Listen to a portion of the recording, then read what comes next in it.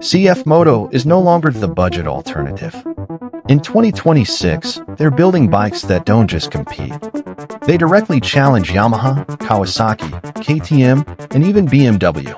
So today, we're breaking down 5 Cfmoto motorcycles and exactly what they compete against.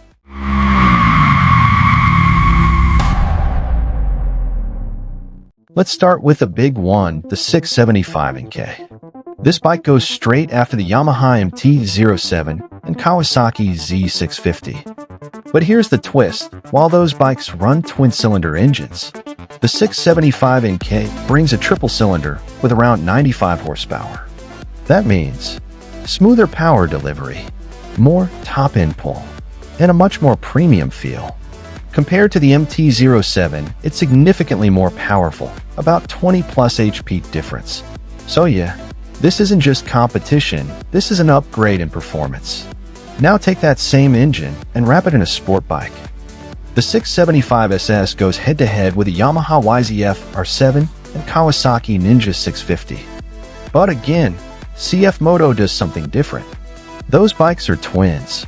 This one, triple. So what you get is better sound, more character, stronger acceleration up top. This is basically a more exciting alternative to the typical entry supersport. Now into adventure territory.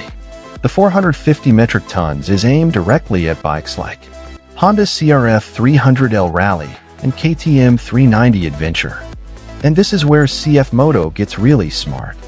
Because instead of going heavier and more complex, they focus on lightweight usability, real off-road capability, beginner-friendly ergonomics. It's basically trying to be more capable than the CRF on-road, and more off-road ready than the KTM. That balance. That's why this bike is blowing up in Europe. Now we step into serious territory.